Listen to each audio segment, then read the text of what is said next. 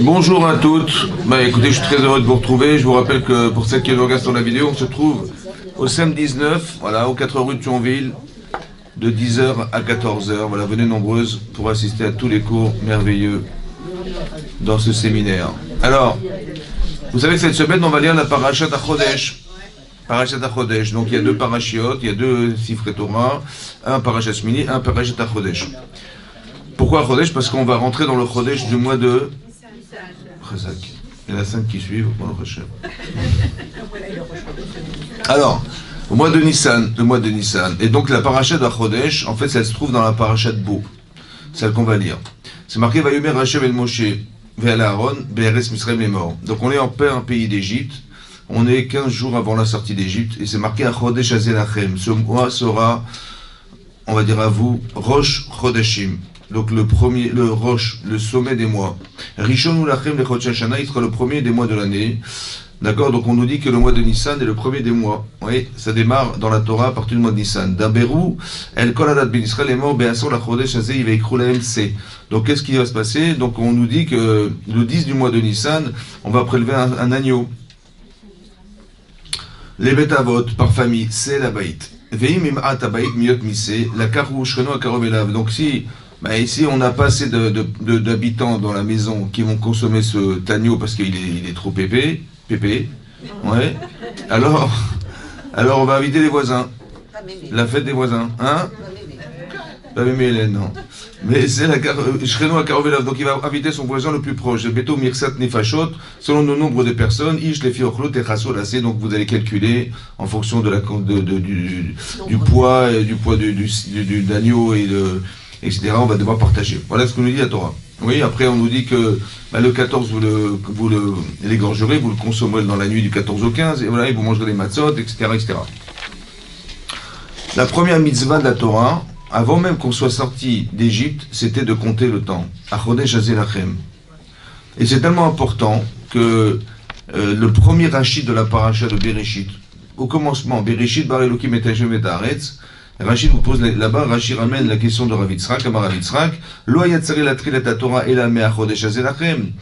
Demande Rav Yitzhak, on aurait dû commencer la Torah, non pas par la création du monde, mais par la première mitzvah qui a été ordonnée par Hachem en Égypte, 15 jours avant la sortie d'Égypte, qui est de compter le temps. Mitzvah rishona shistavu Israël.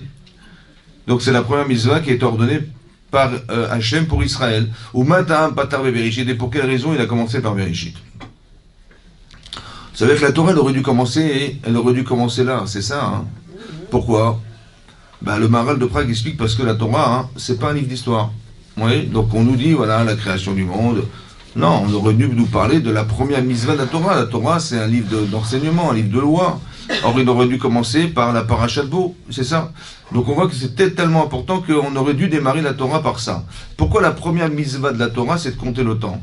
Oui, à part ça, cette mitzvah, elle a été ordonnée avant même qu'on ait reçu la Torah sur le mont Sinaï. Pourquoi cette loi n'a pas été donnée sur le mont Sinaï? Tout simplement, il fallait que, voilà, Hachem, il aurait dû dire, la première mitzvah de la Torah, c'est de compter le temps. Ici, on voit que ça a été dit avant, 15 jours avant.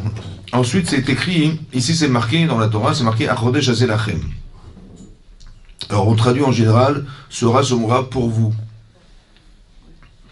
Mais l'achem peut se traduire aussi à vous. Par exemple, c'est marqué Ul kartem lachem priyetzadar. On a une mitzvah, oui, d'acheter un loulav. Le lachem là-bas, dans la Gemara, c'est traduit lachem à vous, vélo à gazoul, vélo à shaoul. On n'a pas le droit de voler ni d'emprunter ce loulav. Ou les herbaminées. C'est quelqu'un le premier jour de Sukkot, il n'a pas de loulav, il dit tiens, si tu peux me prêter ton loulav, ou ton étrog, etc. C'est pas possible. Pourquoi? Parce qu'on doit être propriétaire du loulav. Lachem se traduit à vous. Où il est marqué, c'est aussi marqué à Pessah, on n'a pas le droit de posséder du chametz. Lo yirae velo imatze lecha chametz. Et là-bas, le lecha ne se traduit pas pour vous, mais à vous. C'est-à-dire que si on est propriétaire du chametz, oui, on ne peut pas le posséder chez soi, oui, ou qu'il soit vu à la maison. Et donc cette possibilité de voir, d'être vu, le chametz là, qui nous appartient. Si quelqu'un, votre voisin, il vient avec du chametz, il n'y a pas d'issour minatora de pouvoir le garder chez soi parce qu'il n'est pas à moi. Mais d'où je sais qu'il n'est pas à moi? Parce que l'echa veut traduire, il se traduit pas pour toi, mais à toi. Vous savez, c'est pas comme l'echa part pour toi, dit Hachem Abraham Avinu. Là-bas, le lecha veut dire pour toi. Mais là, on peut le traduire à soi. Maintenant, le problème, c'est que si on doit pouvoir traduire la Torah ici en disant que ce mois est à vous, le temps vous appartient, on a du mal à comprendre en quoi on est propriétaire du temps. Alors que nous, le temps, c'est une notion qui nous échappe. C'est-à-dire, le temps s'égrène. Voilà, ça fait 5 minutes que je parle. Et donc, le temps, on ne peut pas le rattraper. Ouais, on n'est pas propriétaire du temps. Et donc, comment ça se traduirait ici, Achodesh Hazelachem, ce temps vous appartient. Voilà, c'est une question qu'on doit se poser. Ouais, la propriété du temps. Comment on est propriétaire du temps, alors que nous, on a l'habitude d'imaginer, c'est la notion qu'on a du temps, c'est de savoir que le temps passe. Ouais, le temps s'égrène, le temps, on n'est pas propriétaire. C'est l'inverse de ce qu'on imagine. Alors, selon les Chazal, Chachamim d'expliquer d'abord la première notion des choses qu'il faut avoir en tête. Parce que nous, on s'imagine que le temps passe, c'est-à-dire que les années passent, oui, et que nous, on est fixe sur la terre, oui, et le temps passe, et on vieillit, voilà. Et on a la nostalgie du temps passé, oui, on est, etc., etc., et on se rappelle de ce qui s'est passé dans le temps. Maintenant, ça, c'est la notion que nous avons du temps. Ça veut dire que le temps nous traverse, on est porté par le temps, mais nous, on est là, on est sur fixe sur la terre.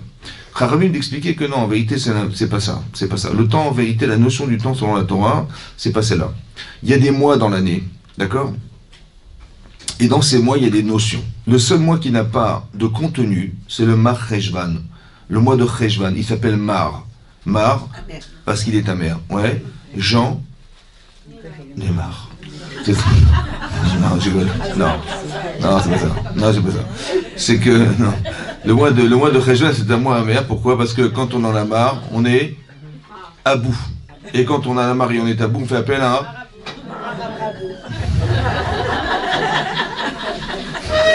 malheureusement.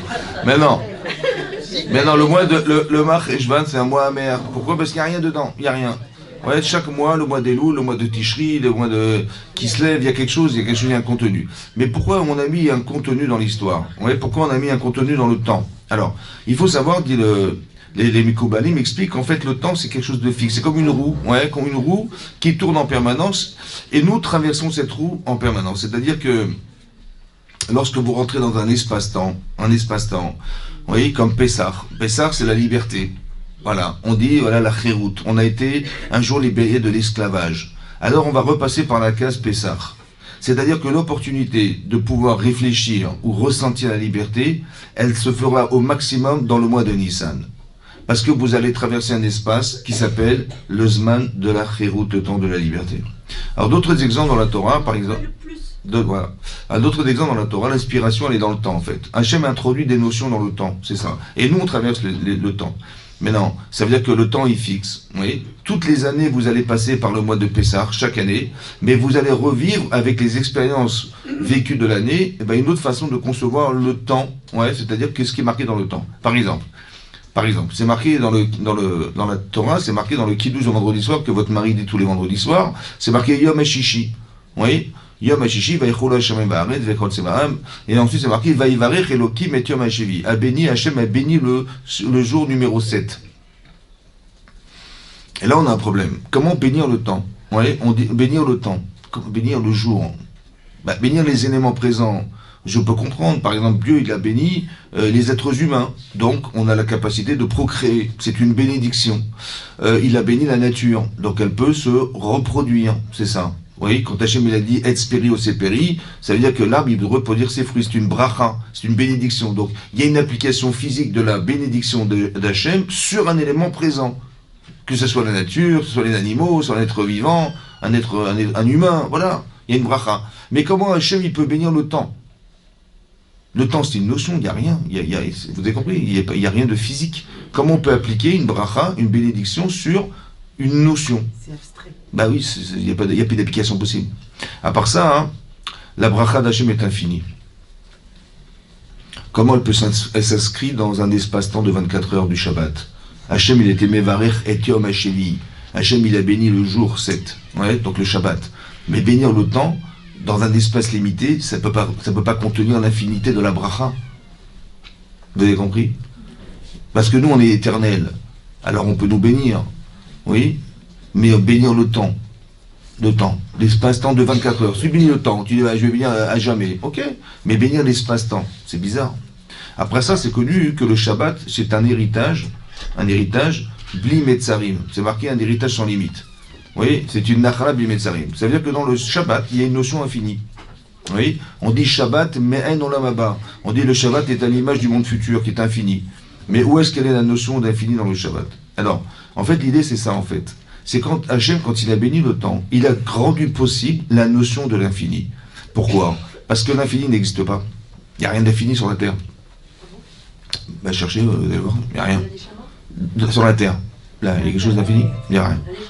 Encore une fois, sur la Terre. Ouais. Ah ouais, moi aussi. Mais sur la Terre, là, la matière, la Terre, il n'y a rien d'infini. Ça va? Maintenant, d'où vous savez qu'une Neshama est infinie? Ben, on vous l'a dit. Mais comment vous arrivez à concevoir l'infini puisque ça n'existe pas? Alors, pourquoi c'est possible? Parce qu'on a traversé un jour le Shabbat. Et on a rendu possible cette notion parce que Hachem, il a béni à l'infini le Zman. Vous avez compris? Donc en mathématiques, on le comprend. Mais comment tu le conceptualises? Parce que Hachem, il a été Mevarer le Yom Hashevi. Vous avez compris? Hachem a béni le temps. Et donc en bénissant le temps, il a permis l'accessibilité à l'infini. C'est pour ça qu'on nous dit, si vous faites des mitzvot, vous avez droit au monde futur. Ah bon? Mais c'est quoi le monde futur? Ben, c'est un monde infini. Mais comment tu arrives à le dire? Comment tu arrives à le concevoir? Ça n'existe pas l'infini. Parce que Dieu, il a béni le Zman. Vous avez compris? Il a béni le temps. Ça veut dire que dans le Shabbat, il y a cette notion infinie qu'Hachem, il a introduite en bénissant le temps. C'est marqué aussi, il y a marqué Hashem, il y a marqué Dirshu Hashem Yimatzo, rechercher Hashem lorsqu'il se trouve, Karou Bioto Karov, appelez-le tant qu'il est proche. Et l'Agman en Rosh Hashanah explique que cette phrase-là, du Navi, elle a été dite pour les Aseret Yemet Teshuvah. Oui, les 10 jours qui nous séparent de Rosh Hashanah et de Kippour. Oui? Maintenant, appelez-le tant qu'il est proche. Quoi, Chad Shalom, il est plus proche maintenant que le reste de l'année? Mais ça veut dire quoi proche? Il est toujours là, Hachem, je sais pas. C'est quoi la proximité? Alors c'est ça. Hachem, il a béni dans cet espace-temps la proximité, c'est-à-dire on a envie de se rapprocher de lui. Et quand vous rentrez dans le temps, eh ben vous avez envie, dans cette période de l'année, de dire oh là on a eu Kippour, maintenant il nous reste, et on a fait Rosh Hashanah, il nous reste que quelques jours, et il faut faire Teshuvah. Mais d'où vient la stimulation, le désir de se rapprocher d'Hachem? Parce qu'Hachem, il a béni cet espace. C'est-à-dire, il a dit que dans cet espace, il y a une proximité avec lui qui est très très forte. Vous avez compris? C'est ça. Vous avez compris? C'est ça qui va faire que on a envie de changer. On a envie de. Par exemple, vous allez voir que Kippour, oui, c'est un jour de Kapara. Oui, c'est marqué dans le Passouk. C'est marqué dans le Passouk que ce jour-là, oui, Kibayom Azé, car ce jour-là, Yechaper Alechem, j'expirai Alechem sur vous. Et kol chatotechem, toutes vos fautes. Lifne Hashem, devant Dieu, tit harut, purifiez-vous. C'est-à-dire, faites teshuva. Ouais, se purifier, c'est d'éliminer tout ce qui va entamer dans la relation avec Hashem. C'est ça, se purifier, nettoyer, purifier. Maintenant, hein, c'est bizarre que dans le passage, c'est marqué Ki bayamazé, car ce jour-là, j'expirai vos fautes. Et donc, on nous dit, j'ai expiré toutes vos fautes, et donc, devant Dieu, purifiez-vous. Mais non, il fallait dire, devant Dieu, purifiez-vous, parce que ce jour-là est un jour d'expiation. Alors les Chachamim d'expliquer, non, Kibayom Azé, que Dieu il a introduit le désir d'expiation dans le Kippour.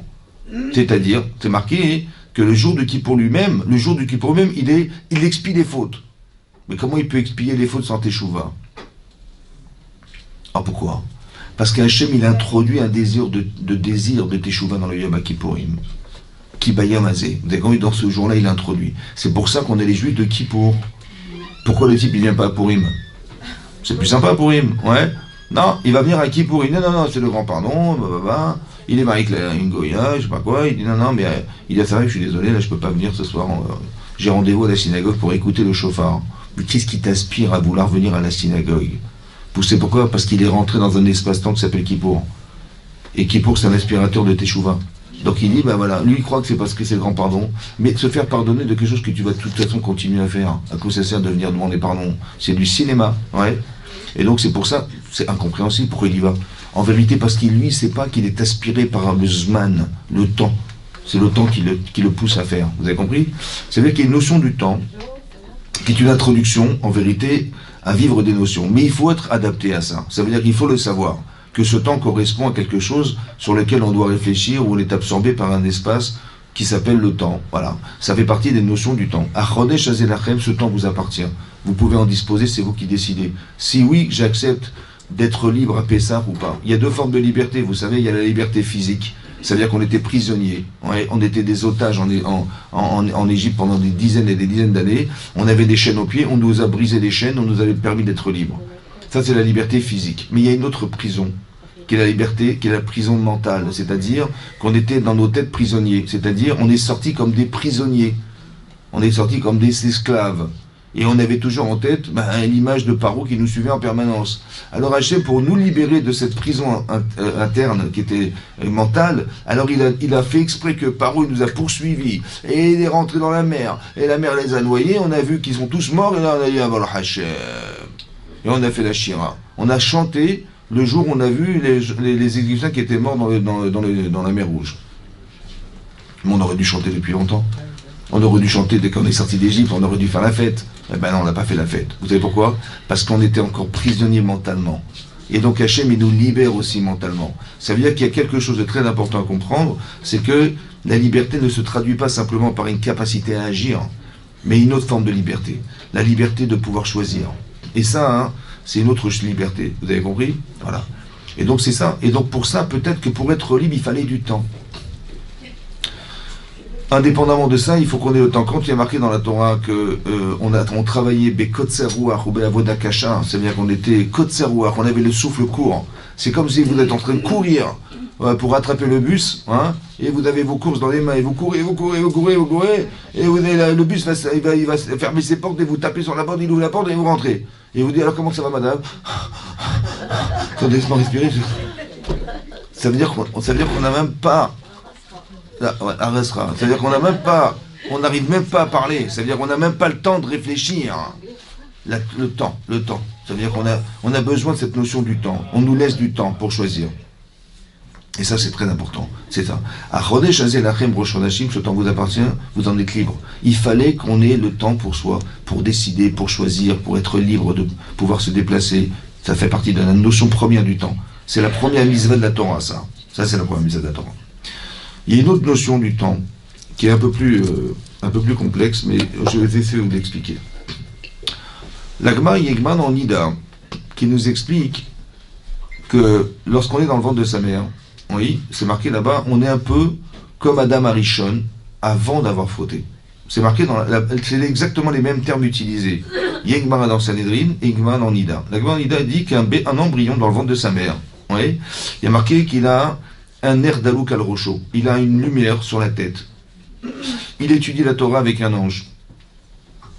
C'est marqué que il est roé misof ha'olam v'atzofo. Il est capable de voir misof ha'olam depuis le bout du monde, c'est-à-dire, on va dire depuis la création du monde jusqu'à la fin des temps. Ça va? Ça veut dire que la notion de temps n'existe pas chez lui. Ça veut dire quoi le temps? Pour nous, on conjugue le temps au présent, au passé, au futur. Ce que vous avez fait hier, ça fait partie du passé. Ce que nous vivons au présent, ça fait partie du présent. Et ce qu'on va vivre demain ou tout à l'heure, ça fait partie du futur. On conjugue le temps en fonction des actes qu'on va faire dans la journée. Ça se conjugue. Mais là, on voit qu'il n'est pas prisonnier du temps, puisqu'il est capable, au présent, de vivre dans un éventail très large le passé, le présent et le futur. Vous avez vu? Il voit... Il est comme si qu'il voyait, il avait une vue très très élargie, à 360 degrés, du temps. C'est-à-dire qu'il va voir la création du monde et il va voir la fin des temps en la seconde où je vous parle. Voilà. Il n'est pas prisonnier du temps. Voilà. Ça, c'est ce qui est marqué dans la Gemara, dans Nida d'Aftetzaïn. Ça va? C'est un embryon dans le ventre de sa mère. Dès qu'il sort du ventre de sa mère, au revoir. Non, dès qu'il sort du ventre de sa mère, il a, comme nous on a le souvenir du passé, la conscience du présent, mais on nous a fermé le futur. On ne peut pas savoir ce qui se passera tout à l'heure. Pourquoi? Parce que le corps enferme cette capacité de voir. La Neshama, elle est capable de voir. C'est pour ça que les gens qui décèdent aussi, pareil, ils n'ont pas de problème. Oui, vous avez vu, c'est marqué dans la Parashat Kedoshim, c'est marqué qu'il y a des gens qui faisaient appel à des sorciers, qui s'appellent Ov et Idorni. Oui, c'est marqué là-bas. Et l'Agma explique, les Mishnah, qui expliquent qu'il y a des gens qui arrivaient à consulter les morts. Ouais. Donc ils prenaient des crânes, des trucs comme ça, ils faisaient des incantations, ils arrivaient à se mettre en contact avec des gens morts. Pourquoi faire? Ben, pour savoir ce qui va se passer demain, vous avez compris? Et il y a des gens qui sont perplexes, oui, ça fait, qu'est-ce qu'on va faire demain, comment on va faire demain, comment ça va se passer demain. Il dit on va consulter les morts. Et eux qui ne sont pas prisonniers du temps, ils vont vous dire ce qui va se passer demain, etc. Et donc ouais. Et donc ce qui est important, c'est de comprendre que avant de naître, on n'est pas prisonnier du temps. Après qu'on décède, on n'est plus non plus enfermé dans le temps, mais par contre dans l'espace dans lequel nous sommes, oui. Alors le Rav Dessler, il ramène au nom d'un Rav, qui s'appelle Harvey Nachal, un Mikoubal. Il dit comme ça.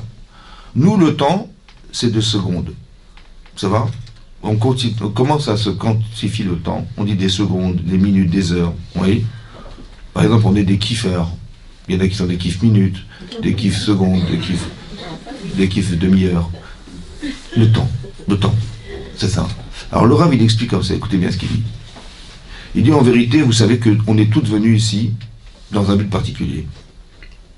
Et il y a quelque chose de très spirituel qui est en nous, qu'une mission spirituelle. Mais ce que vous voyez à l'extérieur, c'est ce que votre Neshama projette. Ce sont des images. Vous avez vu? Là, je vous vois, je tourne la tête, je vois autre chose, je tourne la tête, je vois autre chose, etc. On peut dire que ce sont des secondes, ou on peut dire que ce sont des images qui sont projetées par la Neshama.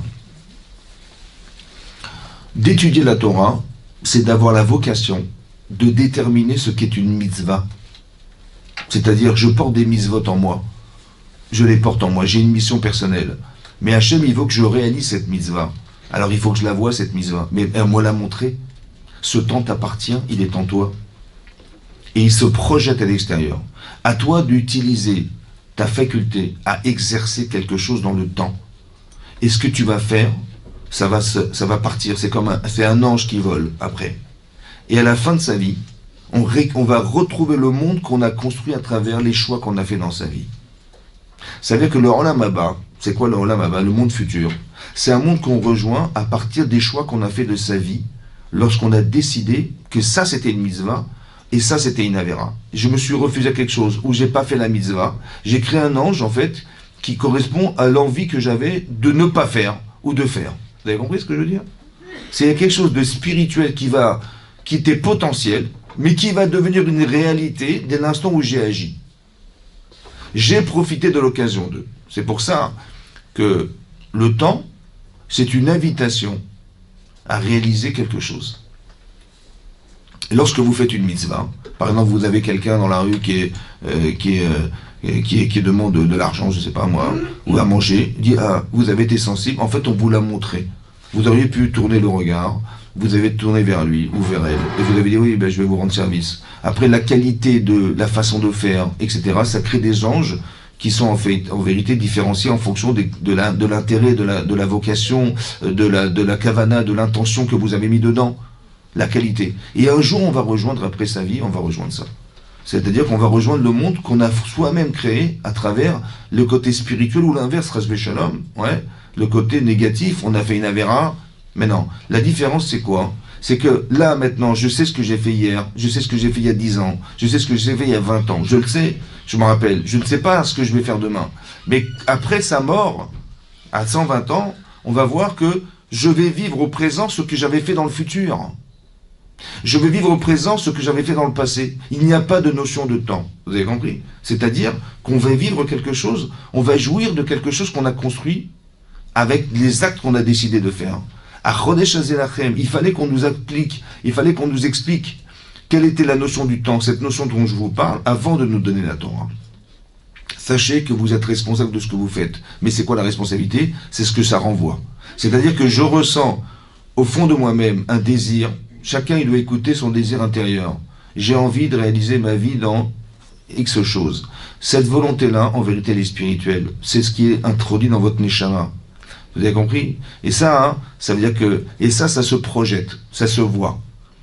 Vous avez compris? La réalité, en vérité, n'est qu'une projection personnelle interne. Mais non, c'est fracturé.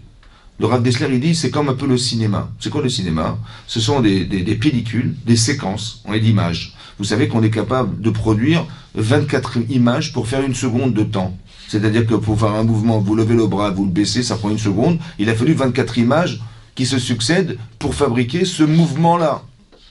24 images. Donc ça veut dire que vous avez un projecteur qui est de la lumière et qui envoie de la lumière sur une image. Et là, sur le mur, vous voyez une image. Et quand on fait tourner les images, ben, vous voyez des mouvements.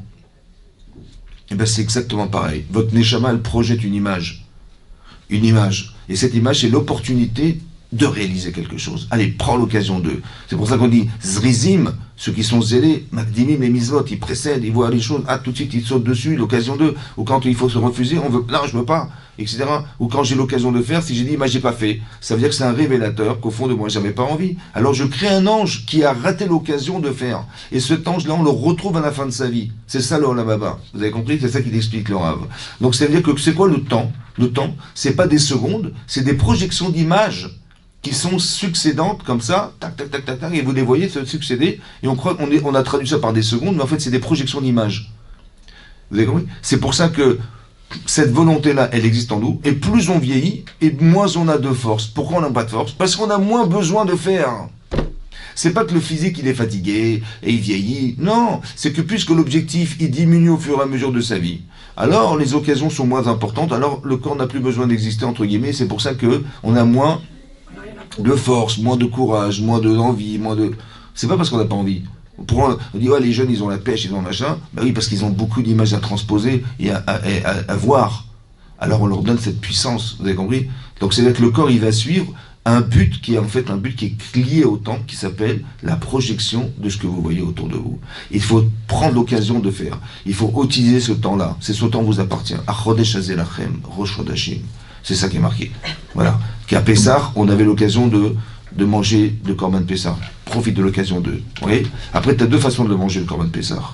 La Gemara dit là-bas, il y a une Gemara dans le Rayot d'Afioud qui dit là-bas, il y a marqué Ki Yesharim Darkei Hashem. Les chemins de Dieu, ils sont droits. Tzadikim Yel Chubam. Les tzadikim, ils se déplacent dans ces chemins. Ou Poshaim, les fauteurs, ils cachent l'Oubam, ils trébuchent dedans. Maintenant, il y a marqué les chemins sont droits. Si le chemin il est droit, il n'y a pas d'ambiguïté. On dit, elle est où la poste? Le bâtiment jaune là-bas, tout droit. Il n'y a pas d'ambiguïté. Yachar, ça veut dire que c'est droit, il n'y a pas de problème. Comment c'est possible que dans le même chemin, qui est droit, le tzaddik, il se déplace dedans, et le rachat, il trébuche? Mais comment il n'a pas des bonnes lunettes, tu vas envoyer? Comment on peut trébucher dans un chemin droit? Alors on a bien compris que le chemin il est droit. La Torah dit c'est Yachar. Seulement c'est l'esprit qui est tordu. C'est ça le problème. On ne voit pas droit. Donc le problème, il n'est pas dans le chemin, il est dans la faculté à voir. Il faut construire une logique. Il faut avoir des bonnes valeurs, etc. L'Agma donne l'exemple du Korban Pessah. Ouais, pour dire que le tzaddik et le rachat Korban Pessah. Pourquoi? Parce qu'il y en a un qui va dire, moi je fais la mitzvah du Korban Pessah. Voilà, on est sorti d'Égypte, Hachem nous a demandé de faire le Korban Pessah, dans chaque génération il faut le faire, je le fais, voilà, je fais la mitzvah. L'autre il dit non, pourquoi tu fais la mitzvah? J'attendais que ça.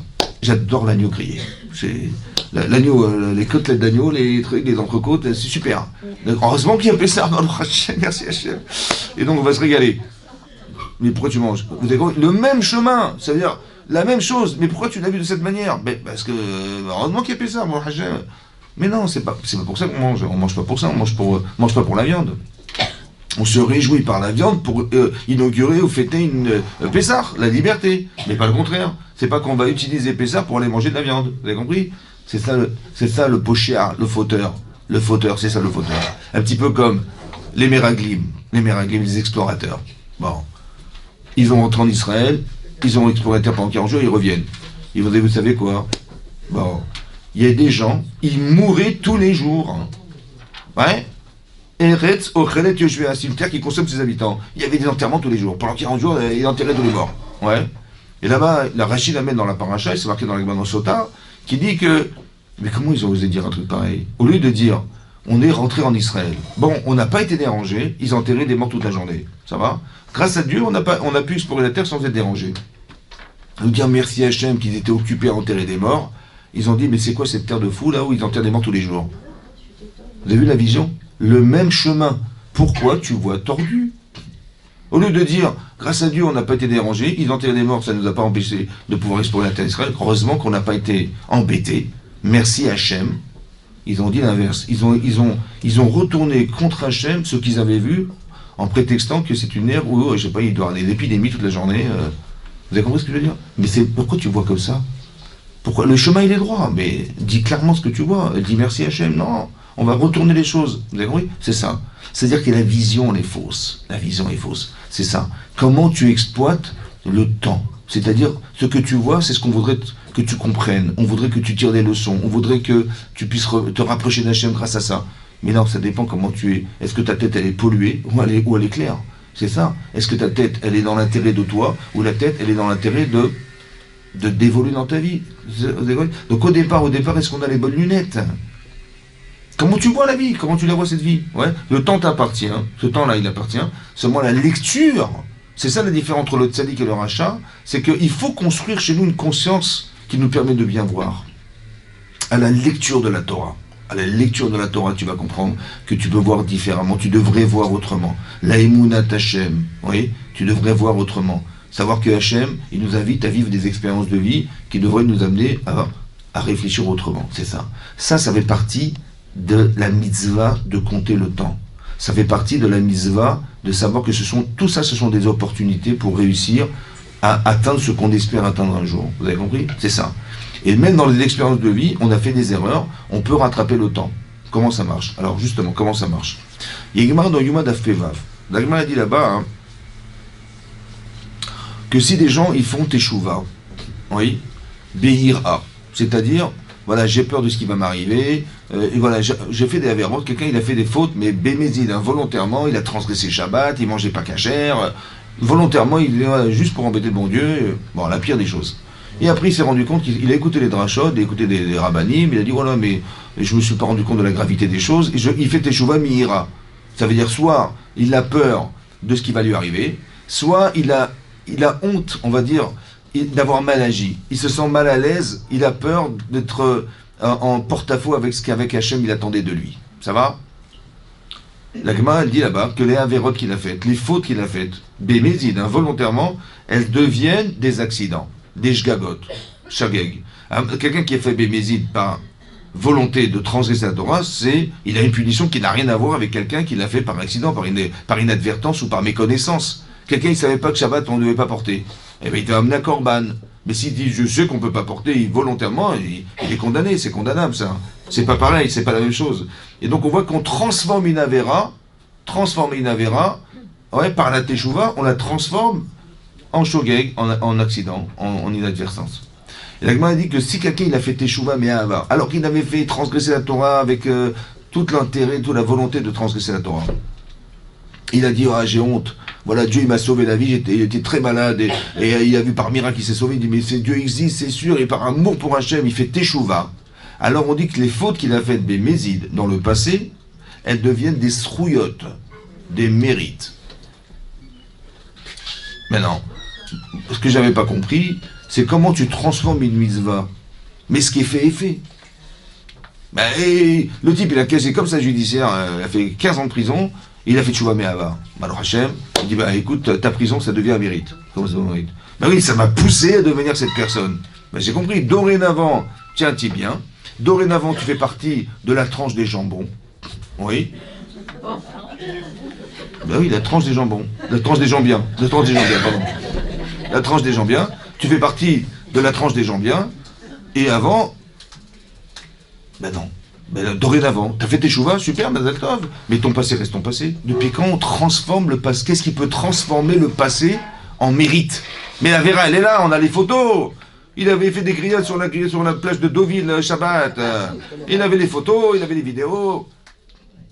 Je dis, mais son passé devient un mérite. Comment des photos? Mais elles sont là, les photos.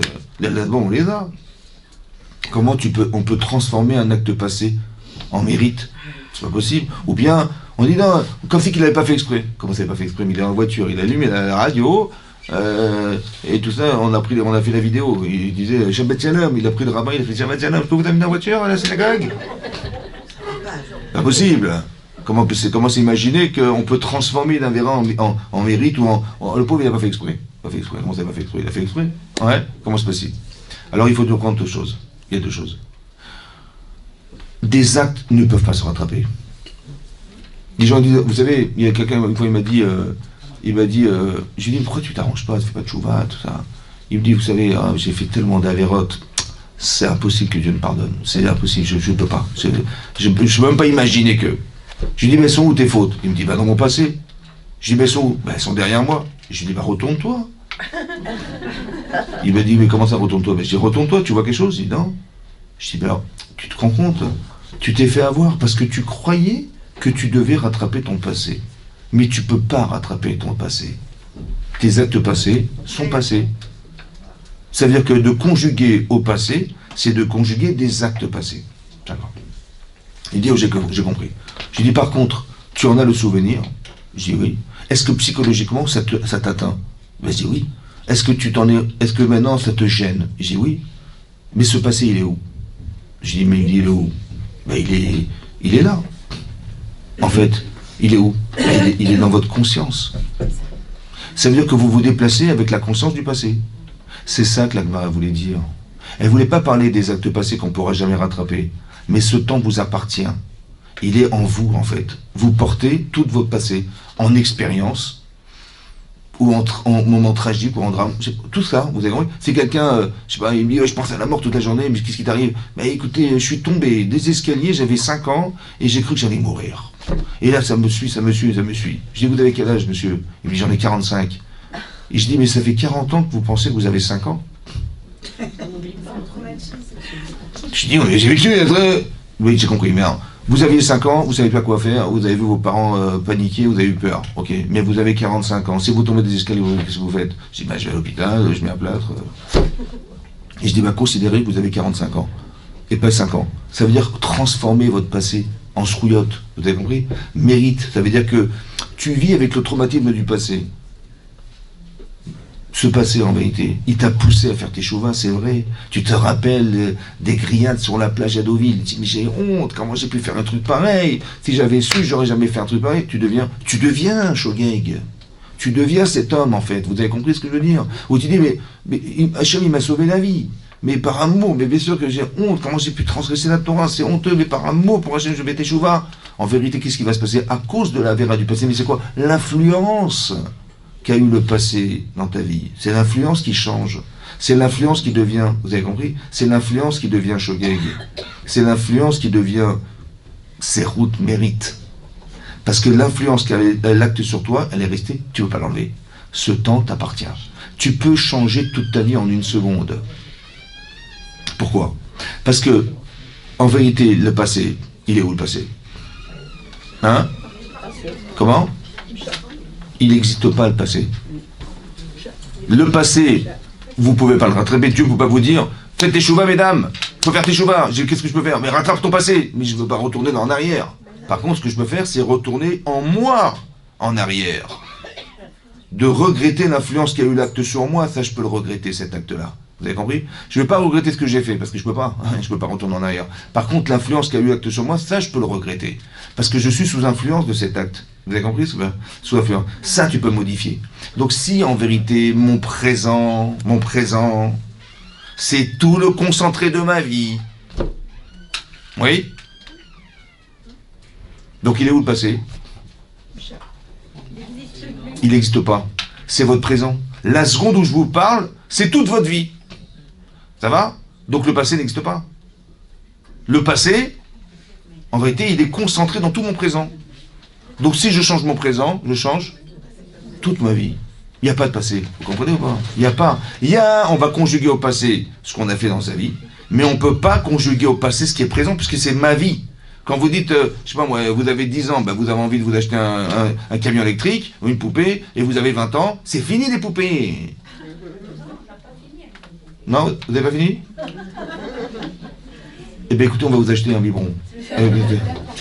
Il vous reste une tétine si vous voulez aussi. Ça veut dire que c'est très intéressant qu'on évolue dans sa vie. Mais on a gardé le souvenir d'avoir été un enfant. Ça va? Quand on dit de Sarah, on dit qu'elle avait 7 ans, elle avait 20 ans et elle avait 100 ans. Mais non, dis-moi qu'elle avait 127 ans. Pourquoi on dit ces 3 âges? On dit qu'elle avait 100 ans, mais non, on aurait dû mettre en facteur commun les années, en disant elle avait 127 ans. Non, elle avait 7 ans, et elle avait 20 ans, et elle avait 100 ans. C'est quoi ces âges? 27 ans, c'est quoi? C'est l'innocence. C'est la pureté.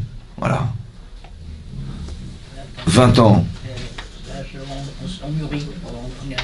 On mûrit, on a l'ambition, on a de l'avenir, on a des projets, on a la pêche. Et 100 ans, 100 ans c'est...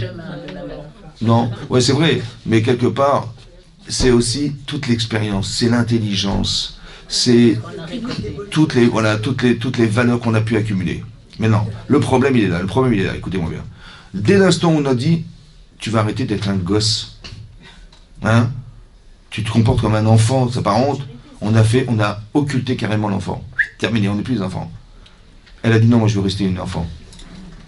Pourquoi? C'est marqué, les Mekoubalim, ils disent que si on arrivait à prier comme des enfants, on est en train de faire des calculs, en train de faire des trucs. Quand vous rencontrez des gens, vous vous méfiez de tout le monde. Un enfant, il se méfie de rien.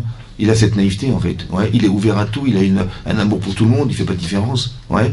Seulement, adulte, il faut faire la différence. Mais quelque part, pourquoi tu gardes pas cette forme de naïveté que tu avais au départ? Vous avez vu que les anges, ils ont des têtes d'enfants. Pourquoi? Parce que c'est pur, un enfant. Quand vous prenez un bébé dans vos bras, qu'est-ce que vous faites? Non, mais vous le prenez, vous l'adorez, vous lui faites des bisous, des machins. Mais il est beau ou pas? Bien sûr que non. Si votre mari ressemble à votre bébé, non mais imaginez-vous, il les joue comme ça, des cuisses comme ça, des bidons, d'un lope. Même pas en rêve, ça va? Non, il est pas beau, en fait, il est pas beau. Seulement, on sait pas pourquoi, mais on est attiré par lui, comme si qu'il était beau. Ça va? C'est ça que dit Rachi. Hein? Bon. J'espère pas que votre mari... Mais il est pas beau, il est pas beau aussi. Il est pas beau, non, c'est pas ça. Il y a une autre forme de beauté qui est une attirance vers la spiritualité de l'enfant. Il est pur, en fait. Il est pas beau. Sur le plan plastique, il est pas beau, c'est pas joli. Seulement, je sais pas pourquoi on est attiré par ça. Comme si qu'il était beau. Vous avez compris? Il est pas beau, il est comme si on est attiré. C'est ça qui est marqué dans Rachi. Léofi, elle était belle. Mais elle était pas belle à 7 ans comme à 20 ans. Hein? C'est l'inverse. On aurait préféré dire... Elle y a marqué, elle était belle à 20 ans comme à 7 ans. Mais non, j'aurais préféré qu'on dise, elle était belle à 7 ans comme à 20 ans. Une fille de 20 ans, elle est belle. Mais une fille de 7 ans, elle n'est pas jolie. Tu vois? Eh ben, on a l'impression qu'ils se sont trompés. Non! On parle d'une autre forme de beauté. La beauté qui vient de l'intérieur, la beauté qui s'échappe de l'enfant, qu'on ne peut pas expliquer. Hein. C'est comme ça. Mais tous les bébés, on veut les prendre dans ses bras, on les... Comme si qu'ils étaient jolis. Ça va? Voilà. En vérité, voilà. Il y a une beauté aussi, cette aspiration vers cette pureté de l'enfant, c'est ça qui nous attire. On doit conserver ça. Et à 20 ans, la pêche. Et à 100 ans, la chorma. Le problème, c'est que à 20 ans, on a le dynamisme, mais on n'a pas de cerveau. Le cerveau, il est vide. Bon, on va faire des trucs dans le vide. Bon, la fille, elle a 100 ans, elle pourrait faire des choses, elle a envie de faire des choses, mais elle peut pas, elle n'a pas les muscles. Ouais, c'est dommage. C'est exactement l'inverse. Ça veut dire qu'elle a les capacités d'agir, mais elle peut pas, parce qu'elle est trop fatiguée. Et l'autre, elle a toute la pêche du monde, mais elle n'a rien dans le cerveau. Et l'autre, elle a cette... Alors la Torah nous dit, Sarah, elle avait 100 ans, elle avait 20 ans, et elle avait 7 ans. Ça veut dire, quand elle avait 100 ans, elle avait 7 ans. Mais elle avait 20 ans. Et quand elle avait 20 ans, elle avait une intelligence d'une femme de 100 ans. Vous avez compris? Elle s'est cultivée, elle a appris, elle a machin. Il y a 7 ans. Et à 7 ans, elle avait aussi 100 ans et 20 ans. Ça veut dire qu'elle avait tous les âges. C'est vrai, je vais vous expliquer. C'est ça les âges, 7, 20 et trucs. Ça veut dire qu'on doit garder dans l'esprit ce qu'on a été un jour. C'est très important parce que vous vivez avec. Elle avait 127 ans. C'est-à-dire qu'à 127 ans, elle avait 20 ans, elle avait 7 ans. Mais où ils sont ces 20 ans? Ils ne sont pas là. Elle les a gardés. Elle a gardé l'énergie de la fille. Elle a gardé tout ce qui te dégageait d'elle, ça se sentait. Il y a des femmes, elles se maquillent plus, elles s'arrangent plus, elles se laissent dépérir. Mais non, mais garde ton énergie. Mais c'est très important. Sur le plan psychique, il fallait qu'elle ait 20 ans à 100 ans. Il ne faut pas se laisser aller, il ne faut pas se laisser machin. Pourquoi? Non. On voit les femmes, elles se laissent aller, elles font plus rien, elles s'occupent de rien. Elles regardent la fenêtre par la fenêtre et elles regardent la météo. Toute la journée, et voilà les gens qui traversent avec les chiens. Et t'as vu, il a pris. Hier, il n'y avait pas son chien, hier. Il n'y avait pas son chien. Mais non, c'est dommage, tu as une expérience de vie, tu as des choses à dire, tu as des choses à faire. Pourquoi tu restes dans ta fenêtre comme ça à rien faire? C'est pas normal. Ce temps nous appartient. Vous avez compris? Ce temps nous appartient. Il faut qu'on soit capable d'exploiter le temps qu'on a vécu. Ce temps, il est en vous, en fait. L'exploitation de ce temps-là. Ce temps, c'est ça, Chodesh Hazelachem. Ça veut dire que toutes ces notions-là dont je vous parle, ce sont des choses qu'il faut avoir la connaissance de ça. On traverse un espace-temps, on projette du temps et on a ce temps. Les trois notions sont vraies. Quand vous passez dans Shabbat, tout à coup, il y a un plaisir de rentrer dans Shabbat. Pourquoi? Parce qu'Hachem, il réside dans cet espace. Ah ouais. Et oui, c'est comme ça. Il y a la Shrina, oui. Dans la Parashat Shmini, on nous raconte, oui, que Hachem, il a dit à Moshe, dis à ton frère, à Aaron, d'amener un korban Eigel. Un Eigel, ouais, pour lui, en tant que khatat. Et par contre, les d'Israël, ils vont amener aussi un Eigel, mais en tant que Ola, en tant que korban Ola. C'est-à-dire, c'est quoi la différence entre les deux sacrifices? Mais un korban khatat, ça se mange, un korban Ola, ça se consume. Pourquoi? Maintenant, on a vu dans la paracha de Tzav, qu'un korban, un sacrifice de Ola, ouais, c'est qu'on doit mettre le Ola. On doit s'arrêter. Mais un korban Ola, c'est un korban qui vient expier les fautes qui viennent de la Chazak ou Balour.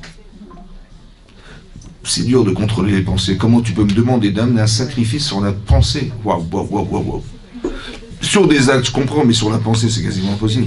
Il peut penser mal. Très difficile. Maintenant, ce korban Ola, maintenant écoutez bien. Aaron à Cohen, il n'a pas fauté par la pensée. La faute du veau d'or, c'est qu'il a essayé de gagner du temps. Ouais. Donc il a dit, Moshe, il va descendre, il a tardé à descendre.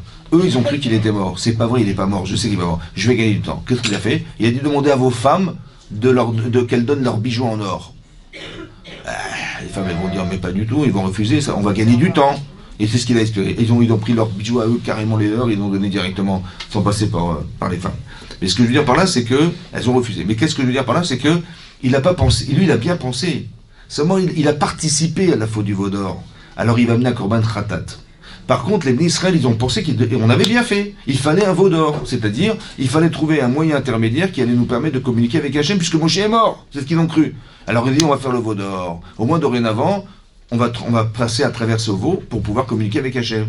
Ils ont mal pensé. Alors, ils vont amener un korban à Eigel, mais on va le consommer en holocauste. Il faut le brûler, celui-là. Il faut brûler cette pensée. Elle ne doit pas exister, celle-là. Après, qu'est-ce qu'il a fait? Donc, on était le 8e jour des Milouim, c'est-à-dire le jour de Rosh Chodesh Nissan. Comme par hasard, ça tombe exactement comme la paracha de Bo. Rosh Chodesh Nissan, et là on a inauguré le Mizbeach. C'est-à-dire qu'on a finalisé le Mishkan, on avait fini. Qu'est-ce que dit Moshe à son frère? Apporte le korban. Il va amener tous les sacrifices, tout ce qu'il fallait faire, tout le protocole qu'il fallait faire. Et on attendait qu'Hachem il déclare sa shrina. C'est-à-dire que le feu descend du ciel, il consume ce korban. Et il attend et rien ne se passe. Et là, Rashi nous ramène du Midrash Tanchuma. Il a dit à Aaron, il dit, tu vois, ça n'a pas marché à cause de moi. Parce qu'Hachem, il ne m'a pas pardonné la faute du veau d'or. Il a dit, il a pris sur lui. Alors que lui, il a le moins fauté. Normalement, c'est les autres qui leur disent, tu vois, c'est à cause de ces Hébreux là qui ont fait le veau d'or, ouais, qui ont mal réfléchi, c'est à cause de lui, voilà, la Shrina ne va pas descendre. Non, non, c'est la mienne. Hein, il a assumé. Il n'est pas dans le déni. Il a assumé sa faute. Il a dit à Moshe, pourquoi tu m'as demandé d'amener ce korban? Maintenant, j'ai honte. Parce que devant moi, maintenant, ils vont voir. Et je me rends compte que j'ai honte d'avoir. J'ai fait une avoda et je vois que le résultat, il est nul. C'est-à-dire que Hachem, il n'est pas descendu, la Shrina n'est pas descendue. Qu'est-ce qu'il a fait Moshe? Tout de suite, il a pris Hachem, il dit pardonne Aaron, pardonne le peuple. Et là, la Shrina est descendue, le feu est descendu. Et Vayaronou, ils ont chanté, ils ont vu là. C'était quoi l'objectif? L'objectif, vous savez, c'est quoi l'objectif? C'est qu'on retrouve Hachem. L'objectif, c'est que la Shrina réside. Maintenant, qu'est-ce qui empêche la Shrina de résider? C'est la faute. Qu'est-ce qui nous empêche, à nous, de pouvoir, rentrer au là-bas? C'est la faute. C'est-à-dire, on a raté les occasions de pouvoir faire de nous quelque chose. C'est ça. Il faut avoir peur de rater les occasions, parce que je vous explique une chose. Là, aujourd'hui, on nous cache le futur. Mais à un moment donné, dans notre existence, on va nous le montrer, ce futur. Et on va vivre au présent des instants, je sais pas, vous imaginez faire une Avera, mais ça, vous dites, mais ça s'est passé il y a 10 ans. Vous êtes dans le présent. Ça veut dire que la notion du temps, c'est qu'au même moment où je fais une mitzvah, je me vois faire une Avera. Ah, je peux pas. Eh bien, c'est ça. C'est ça qu'on appelle l'enfer et le paradis. C'est quoi l'enfer et le paradis? Oui. C'est qu'on peut vivre les deux. C'est-à-dire, c'est marqué comme ça. Il y a marqué Kol Israël, tout Israël a une part au monde futur. Ça va? Tout Israël a une part au monde futur. Tout Israël, je répète, tout Israël a une part au monde futur.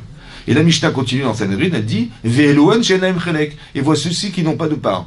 Et on nous cite des rois et on nous cite des idiototes. Je n'ai pas compris. Mais tu me dis tout le monde y va. Ne me dis pas voici ceux qui n'y vont pas. Il fallait dire voici ceux qui iront et ceux qui n'iront pas. C'est paradoxal. Comment tu peux dire tout le monde y va pour me dire ensuite mais non, il fallait dire il y a une partie des gens qui iront et qui n'iront pas. Non, il marqué tout le monde y va. Ça veut dire quoi? Ça veut dire que tout le monde va au monde futur. Mais dans le monde futur, on va retrouver ce qu'on a construit. Par exemple, il y a des gens, ils ne supportent pas la Torah, ils ne supportent pas la religion, ils ne supportent pas. Ouais. ils vont entrer au Gan Eden, il dit mais qu'est-ce que je fous là? Mais c'est ça l'enfer, hein. Vous avez compris? L'enfer, c'est pas un monde, c'est que dans le monde qu'on a construit dans sa conscience, on va retrouver la conscience qu'on a voulu un jour retrouver. Mais dis, mais ça correspond à rien. C'est pas ça que je voulais. Moi, je voulais pas de ce monde-là. Je voulais pas de. Vous comprenez? C'est comme on raconte une blague. On raconte une petite blague. C'est un type, il arrive, donc il est à la fin de sa vie, il est jugé là-haut. Bon. Et on lui dit, bah écoutez, Madame Tov, vous avez le mérite de pouvoir rentrer au Gan Eden. Il dit, ah merci, je serais flatté. Et c'est quoi le Gan Eden? Il dit, bah, on vous amène, suivez-moi. Donc le type, il le suit. Il ouvre la porte et il voit les gens qui étudient la Torah. On entend du bruit, on entend les shivas. Attendez, excusez-moi, mais c'est pas ce que je recherche. Il dit, mais c'est ça, non, ça m'intéresse pas. Ça vous avez pas autre chose? Il fait, oui, on a l'enfer, le Gehinam. Il dit, ah bon, ben on y va.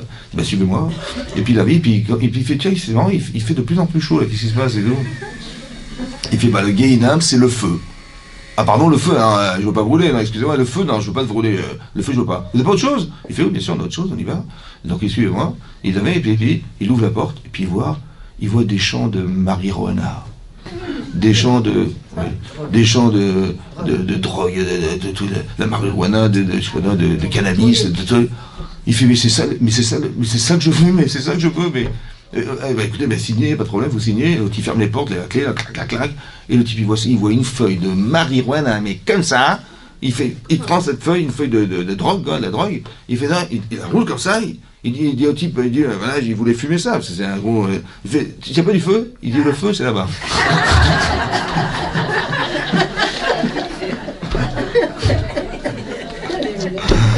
Vous avez compris, c'est ça. Tu cherches quelque chose, mais c'est pas là. Vous avez compris, c'est pareil. Ça veut dire qu'il faut avoir une conscience de Hachem. Hachem, il veut résider parmi nous. Ani Hachem Elokerem, je suis votre Dieu.